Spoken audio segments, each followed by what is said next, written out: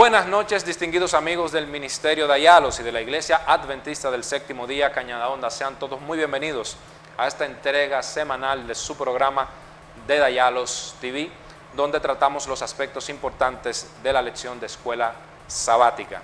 En este momento nos acompaña directamente desde la Iglesia Arca de Salvación nuestro hermano Wilkin Soto, quien es el primer anciano de esa iglesia. Bienvenido, Wilkin. Feliz sábado, Dios le bendiga, hermanos. También nos acompaña un miembro de nuestro ministerio, el que tiene que ver con la parte de las redes sociales, el Community Manager Edwin Medina. Feliz sábado, hermanos. Que la paz de Dios sea con cada uno de ustedes. Y antes de iniciar, quiero hacerte la invitación de que si tú no te has suscrito a nuestro canal, lo hagas en este momento. Ministerio de Ayalos en Facebook, Ministerio de Ayalos en Instagram y también Ministerio de Ayalos en nuestro canal de YouTube. También en las redes de la Iglesia Adventista del Séptimo Día, Cañada Honda, tanto en Facebook, Instagram y también su canal de YouTube. Antes de iniciar, vamos a orar. Gracias, Señor, te damos por permitirnos en este momento reunirnos para tratar los aspectos más importantes de esta lección. Que tu Espíritu Santo nos pueda acompañar. En el nombre de Jesús. Amén. Bien. En esta semana hemos estado estudiando la lección número 12 de Escuela Sabática, que ha llevado como título Un mensaje que vale la pena compartir. Un mensaje que vale la pena compartir. Y yo creo que la lección hace bien hablando de un término muy importante para nosotros, que es el tema de la verdad presente. ¿Qué nosotros podemos decir acerca de la verdad presente, su concepto? ¿Cuáles son esas implicaciones? Bien, la verdad presente es esa verdad que tiene que ver, que es importante y relevante para la generación cursante en la historia. O sea, la verdad presente fue verdad presente cuando Pedro, primera de Pedro capítulo 1 verso 12, es verdad presente a través de la historia y es la verdad presente para nosotros hoy. ¿Qué es la verdad presente? Es Jesús, su sacrificio, lo que el Señor ha hecho por nosotros. Esa es la verdad presente. ¿Sí? Bien, quiero resaltar que la verdad presente ha llevado a las generaciones que han transcurrido a través de la Biblia para que puedan hacer la obra de Jesús en el momento en el que ellos han vivido. Podemos ver que independientemente de cuál es el momento temporal, cada uno de ellos ha vivido una situación y ha tenido que llevar una verdad que ha implicado la salvación o la destrucción de sus contemporáneos. Efectivamente, y en toda la historia de la Biblia hemos visto cómo Dios ha enviado siempre a sus profetas a dar un anuncio. Cuando, por ejemplo, se acercaba la destrucción de Jerusalén en manos de Babilonia, del imperio babilónico, Dios le envió un mensaje a ese rey, a esa gente, a ese pueblo, y le dijo lo que era necesario, lo que era su verdad presente, para que ellos pudieran arrepentirse. Si iban por un camino de idolatría, de abandono de Dios, de el constante buscar a Dios, entonces Dios siempre enviaba a sus profetas inspirados para que le dieran al pueblo una verdad presente. Las verdades presentes siempre están en todos los tiempos, podemos decirlo así, ¿verdad que sí? Claro que sí. Claro que sí. También un aspecto bastante importante es que una verdad no tiene que ir contrariamente a otra verdad. O sea, la verdad de Dios siempre es progresiva, nunca es una verdad contradictoria. Correctamente. Luego, la lección entra en cuál es el contexto que tiene el mensaje de Cristo, y nos vamos específicamente al libro de Apocalipsis. El libro de Apocalipsis es la revelación de Jesús, es cómo Jesús se revela para nosotros, para aquellos cristianos que estuvieron en ese tiempo, pero también para nosotros hoy en día. Entonces, ¿cuál es el contexto del mensaje desde el punto de vista del libro de Apocalipsis? Bien, si nosotros tomamos como ejemplo los evangelios, ellos tratan el nacimiento de Cristo, tratan su ministerio, su muerte, su resurrección y su ida al cielo. Apocalipsis es más centrado en eventos que tienen que ocurrir a través de la historia, deslinea la historia y nos lleva hasta la venida del Señor Jesucristo. O sea, Apocalipsis es un libro especial, un libro diferente, y es como el mismo libro dice, la Revelación. Correcto. Muy bien, el libro de Apocalipsis muestra a Jesús como el Cordero Redentor. Prácticamente Él es el centro de cada uno de los movimientos que se dan en este libro.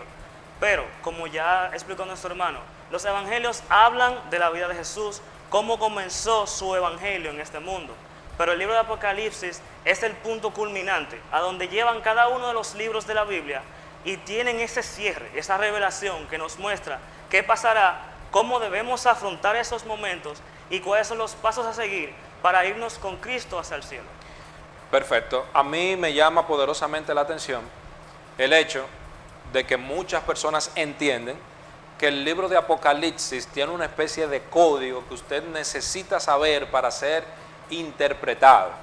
Pero cuando nosotros, por ejemplo, vamos al libro de Daniel, en su capítulo 12, el versículo 4, a Daniel se le da la orden de que ese libro debía ser sellado, debía ser codificado, porque no era para el tiempo de Daniel, sino que era para el tiempo del fin.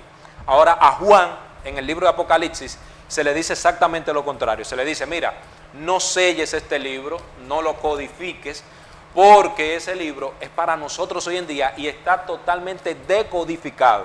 O sea, cuando nosotros vemos Apocalipsis, como ustedes bien han dicho, vemos a Jesús. Jesús es el centro, pero es un Jesús revelado, un Jesús que nos está mostrando cuál es la verdad que nosotros tenemos que saber, cuáles son los elementos importantes de esa verdad, cuáles son también las señales de los tiempos que nos van a permitir a nosotros tomar decisiones respecto a eso.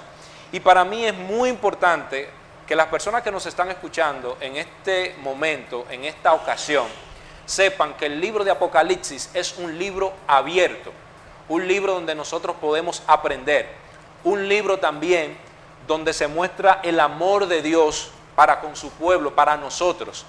Y eso es muy importante. Sí, interesante que podemos resaltar es que en el Apocalipsis vemos el lenguaje de Dios. O sea, Dios siempre ha hablado de una forma que solo puede entender su pueblo. O sea, los que lo buscan de corazón. Si nos vamos al libro de Daniel, capítulo 12, verso 10, Daniel dice, en una estructura quiásmica, muchos serán limpiados, emblanquecidos y purificados. Dice, los impíos obrarán impíamente y no entenderán. Y al final dice, solo los sabios. ¿Cuáles son los sabios? Los que fueron limpiados, emblanquecidos, purificados. En Mateo 13:34, la Biblia nos dice que Jesús siempre habló, si no era por parábolas, no hablaba. O sea, usted no va a ver el lenguaje apocalíptico solamente allí.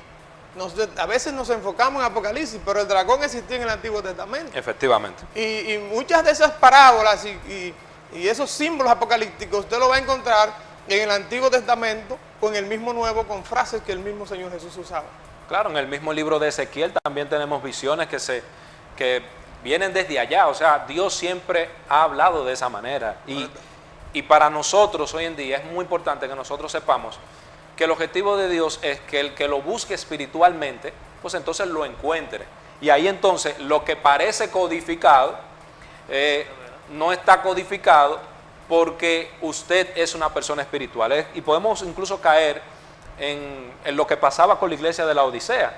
La iglesia de la Odisea entendía que ella lo tenía todo. Sin embargo, Dios le hace una invitación a que compre colirio para sus ojos, para que pueda ver. Correctamente. La misma iglesia de la Odisea que tú acabas de mencionar, Dios toca, llama al corazón. O sea, el que yo estoy a la puerta y llamo, porque la iglesia de la Odisea había sacado a Cristo. Noten que Jesús se está refiriendo a una iglesia, pero está hablando de que está tocando a una puerta. Un mensaje simbólico, pero llamativo a un pueblo que tiene que ser obediente a su Dios. Que su Dios llama, está preocupado porque le sirva.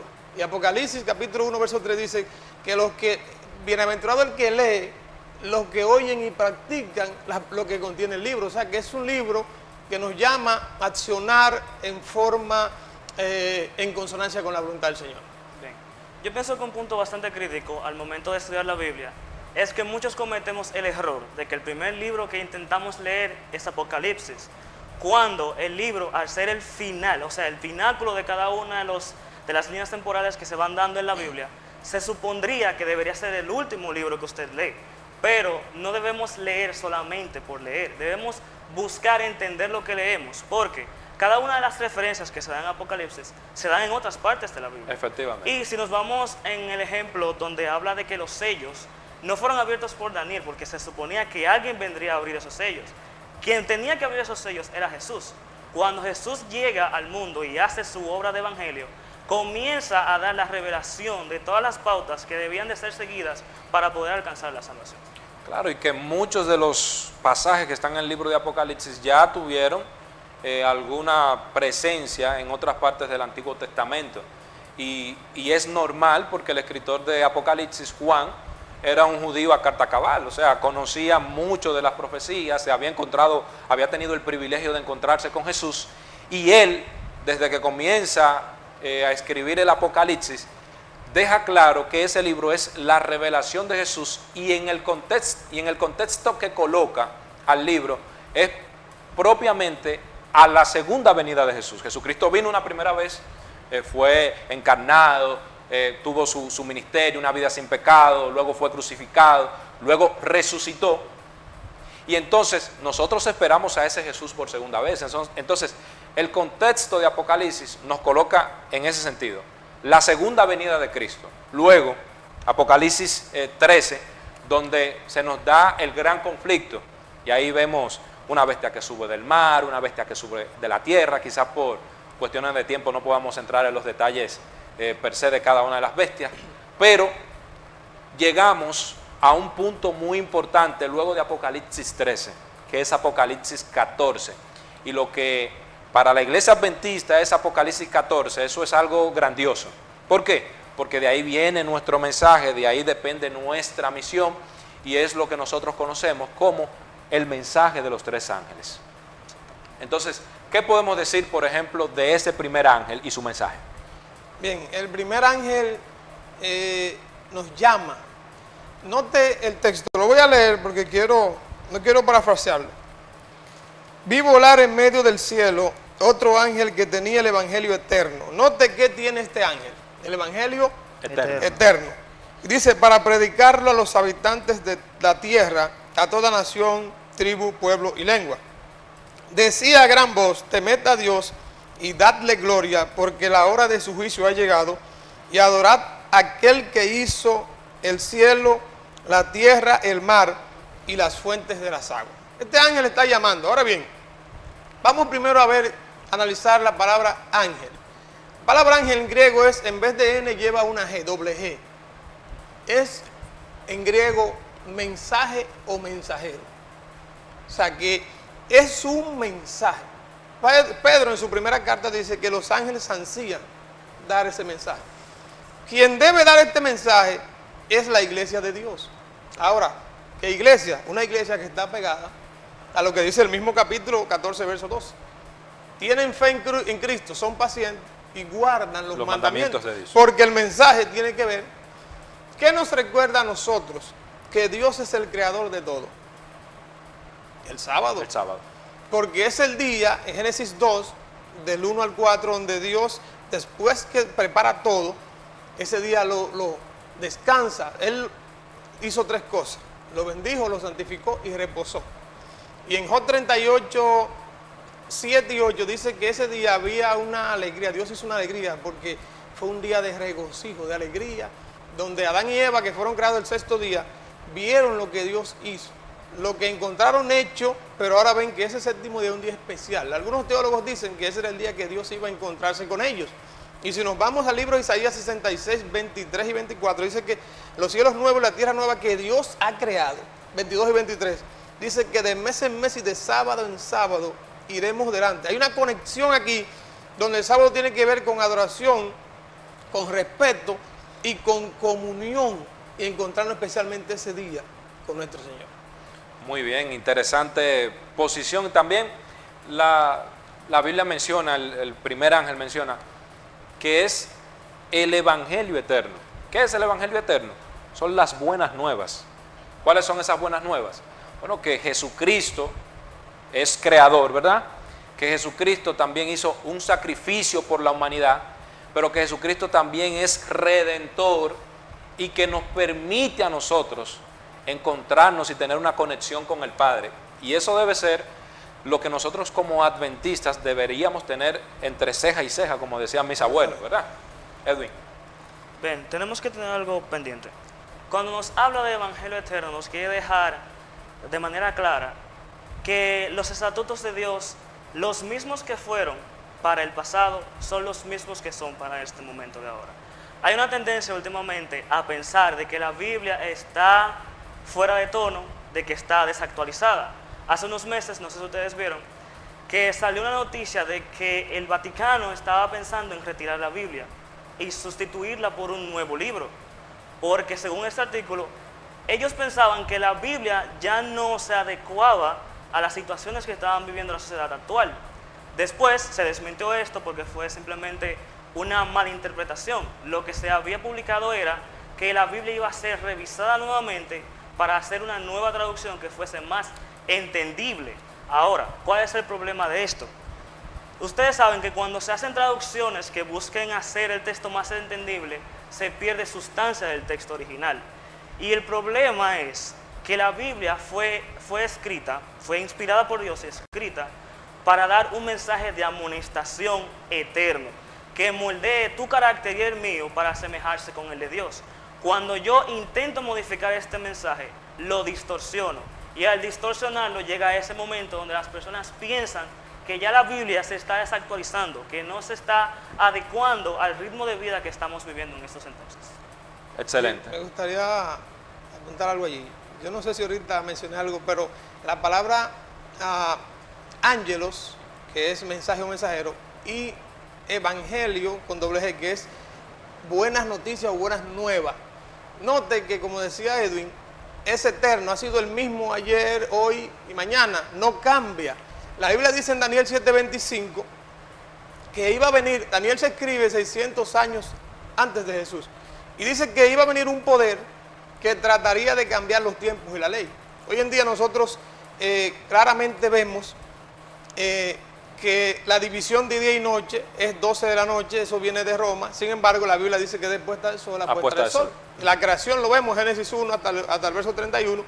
Incluso se ve esto en Levíticos 23:32, donde el mismo Dios dice: y guardarán mis sábados de tarde a tarde.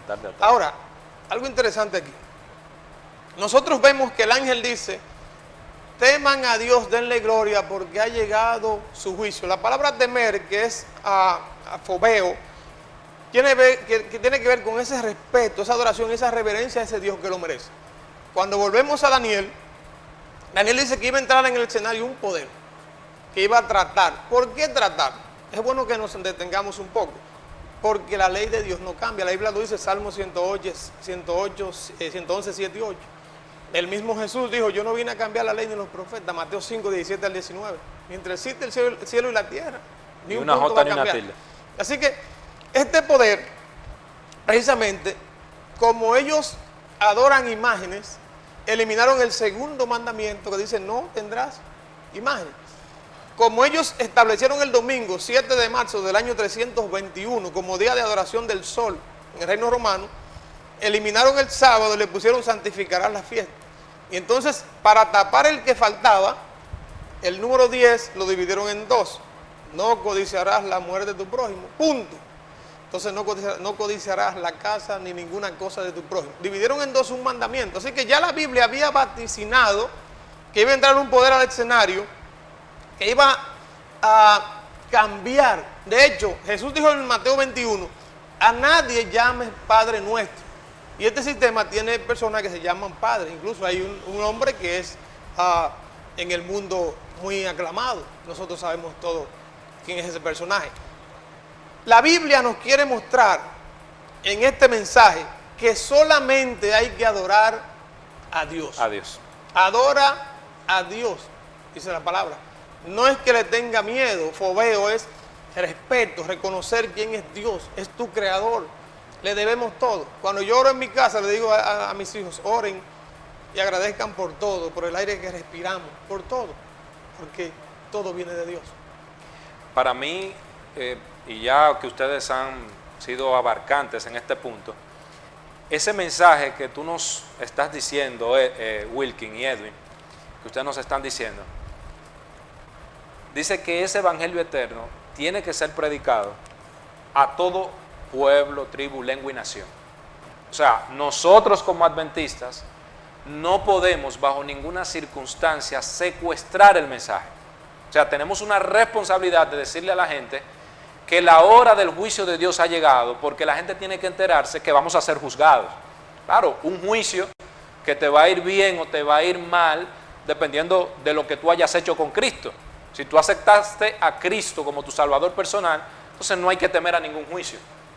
Pero también ese mensaje es un mensaje de amonestación, como decía nuestro hermano Wilkin, donde a la gente hay que decirle que hay un problema de adoración, un problema que viene desde hace muchos años, que llegará hasta nuestros días, y yo ahorita mencionaba Apocalipsis 13 como el gran conflicto, pero nosotros como cristianos adventistas tenemos esa responsabilidad, una responsabilidad que no solamente está limitada a que yo dé un estudio bíblico una vez por semana, es una responsabilidad que va a ser muy abarcante. O sea, es a quien, todo el que yo pueda hablarle de este mensaje, no importa su religión, no importa su raza, no importa su casta social.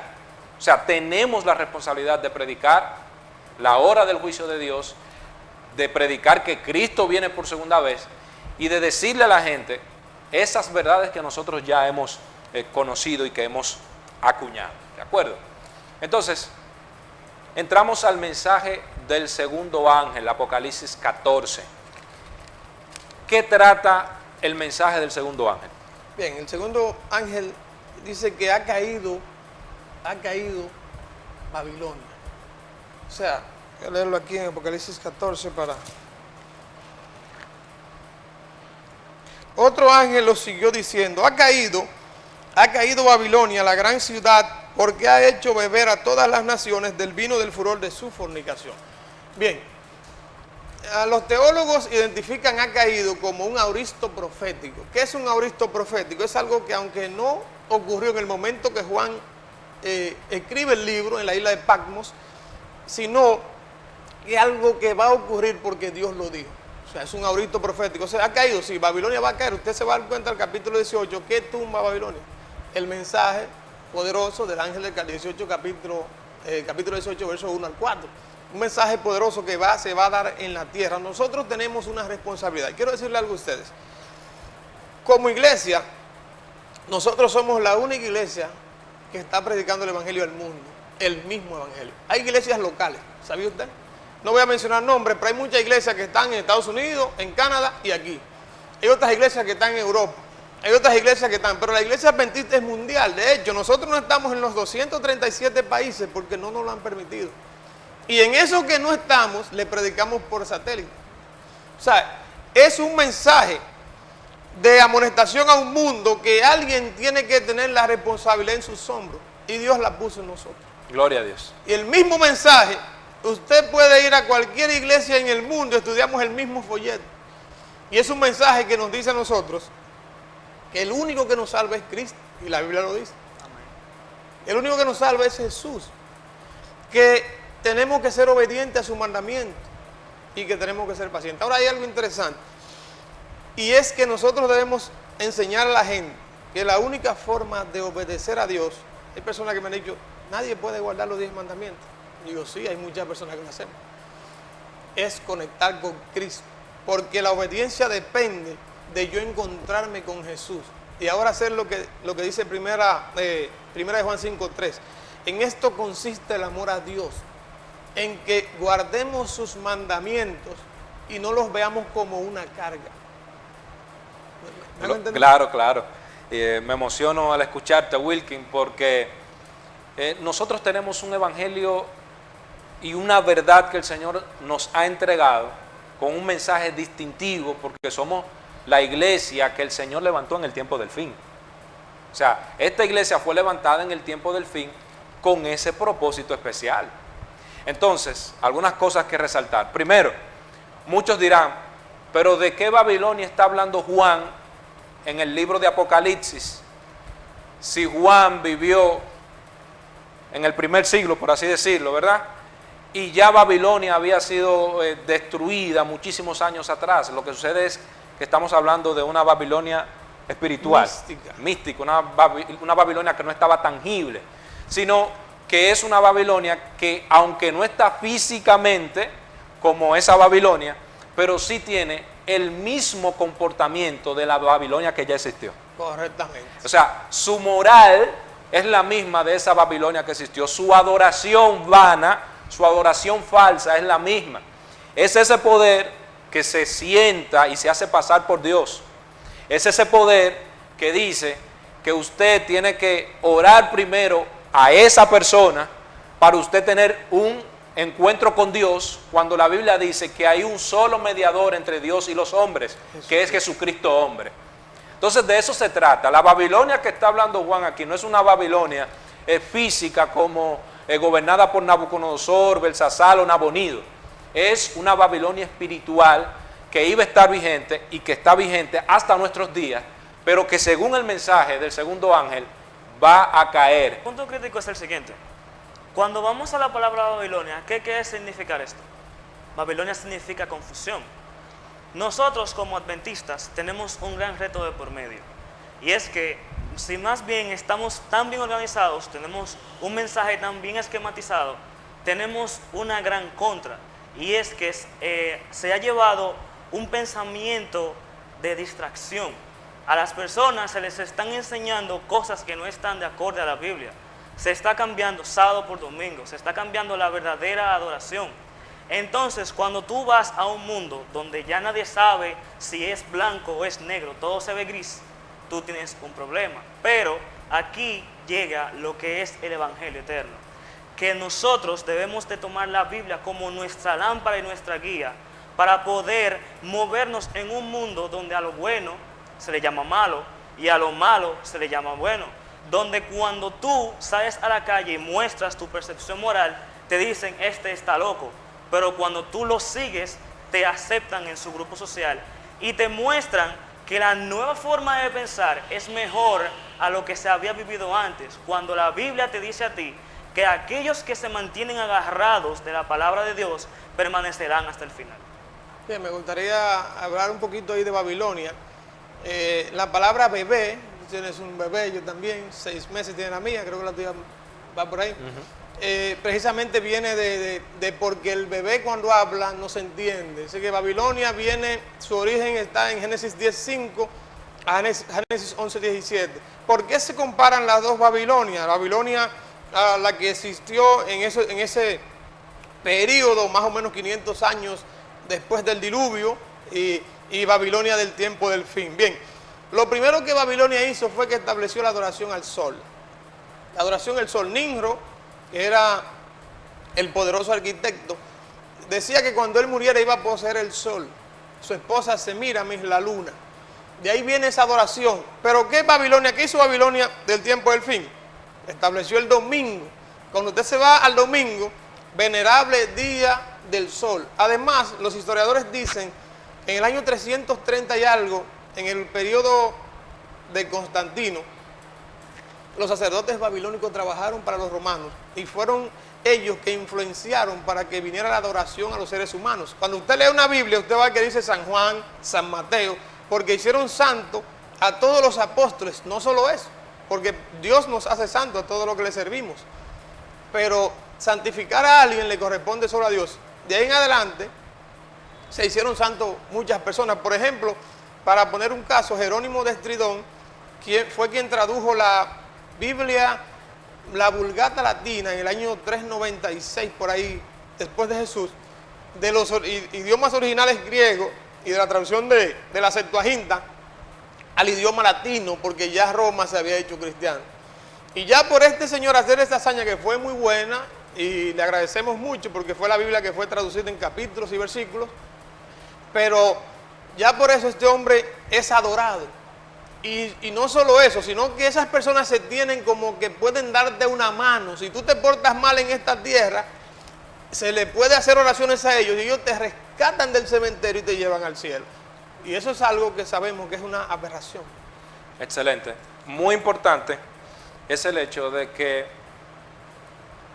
a pesar de que nos están dando el mensaje, y valga la redundancia, nos están dando el mensaje de que ha caído la Gran Babilonia, se nos hace un llamado muy especial. La caída de Babilonia también es tratada en los capítulos 17 y 18, pero a nosotros se nos hace un llamado especial. ¿Cuál es el llamado que se le hace al pueblo de Dios?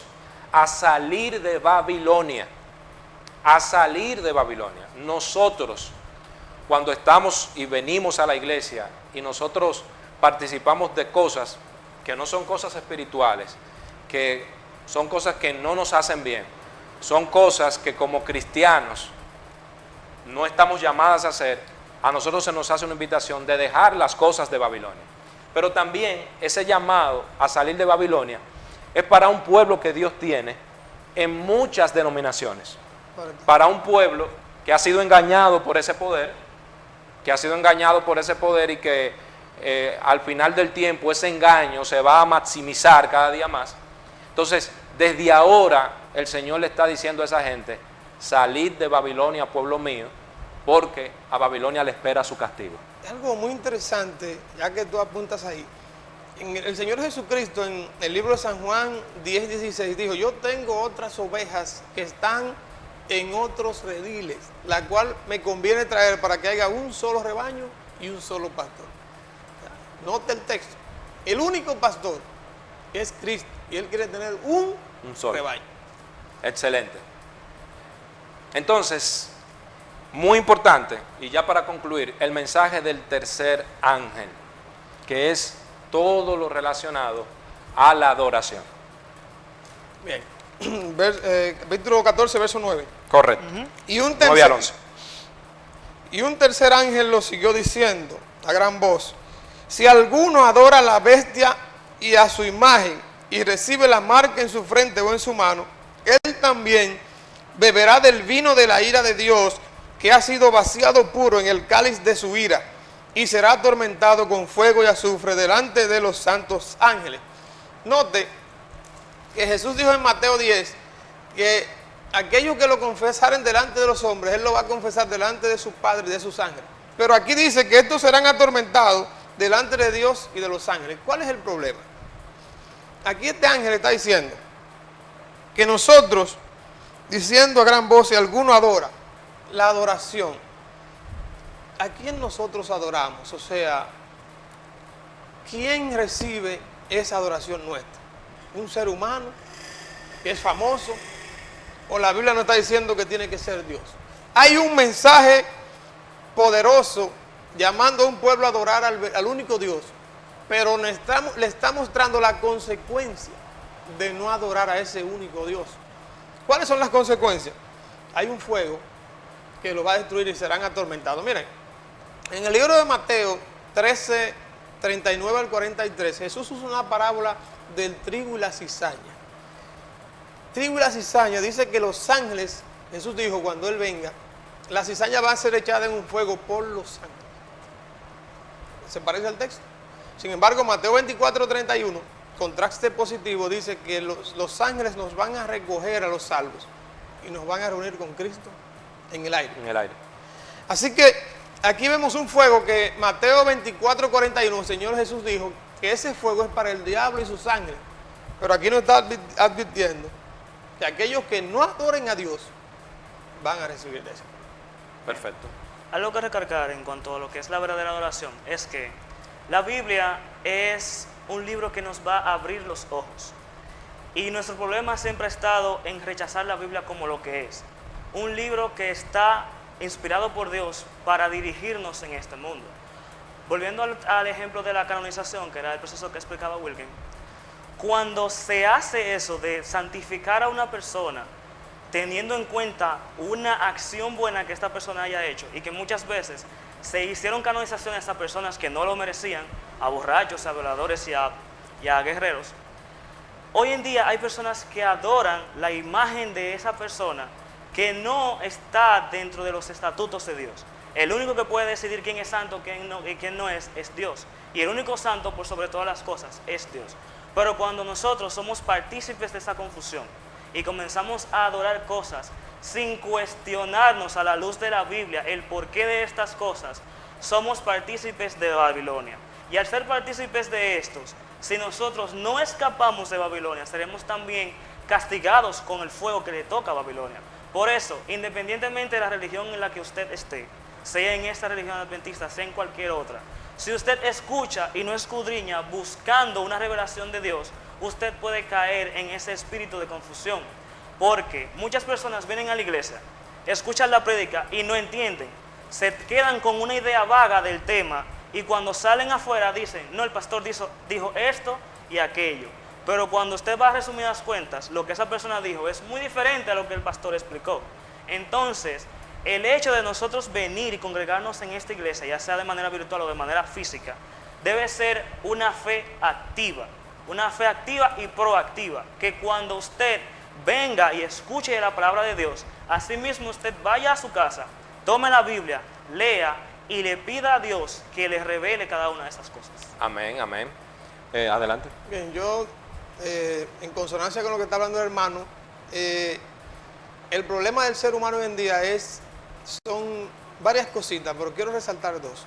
Primero, aún los cristianos no están leyendo la Biblia.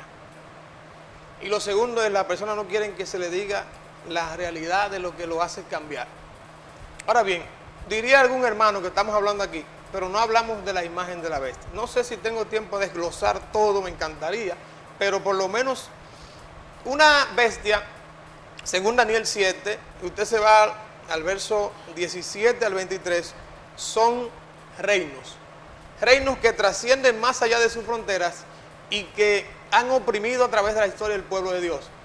Daniel capítulo 7 presenta hasta el verso 8 4 bestias, pero después dice de 10 cuernos y un cuerno pequeño. Y dice Daniel, la primera vez que se llama bestia este cuerno pequeño es Daniel 7, 11, que dice que ese cuerno que por él serán derribados 3, también la llama bestia. Apocalipsis 13 habla de esta bestia que sale del mar donde hay mucha gente, según Apocalipsis 17, y ese contexto de esta bestia es un poder político religioso que operó en la Edad Media.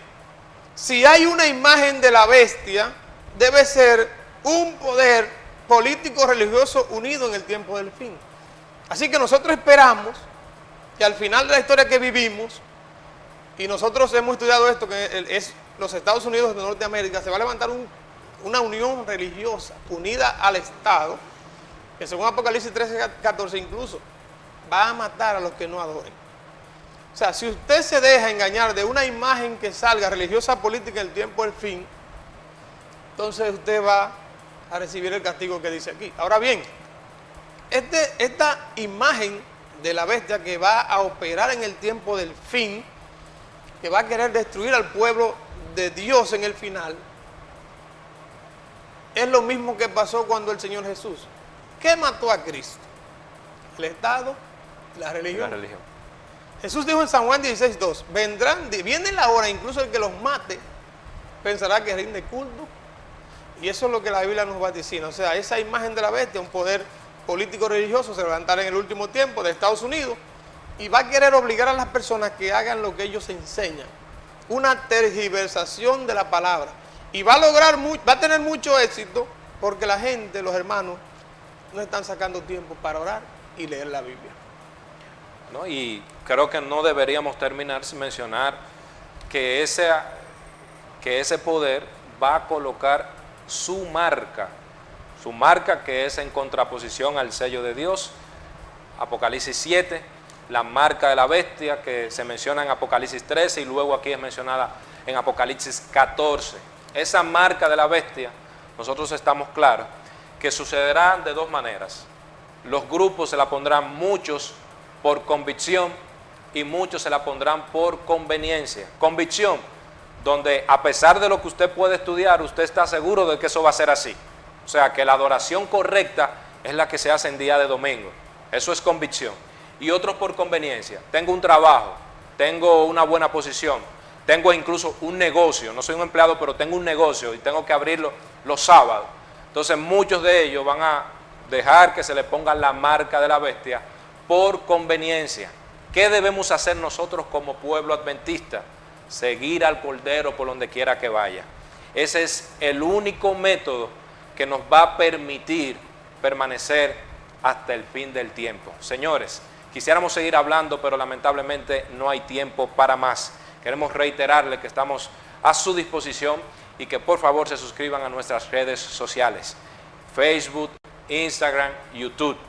Y agradecerle a nuestro hermano Wilkin Soto, primer anciano de la Iglesia Arca de Salvación, quien ha estado con nosotros en este momento para exponer la palabra de Dios, y agradecer también a nuestro hermano Edwin Medina, parte de nuestro ministerio, que también ha estado participando en el debate de esta lección. Que Dios les bendiga, y vamos a concluir con una oración con nuestro hermano Wilkin Soto.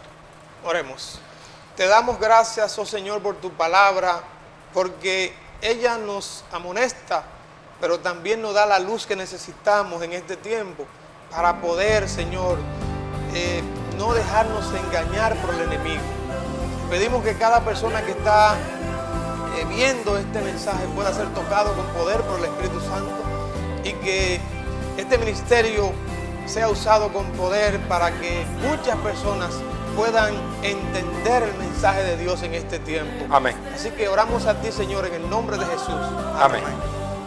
Muchas gracias, que Dios les bendiga.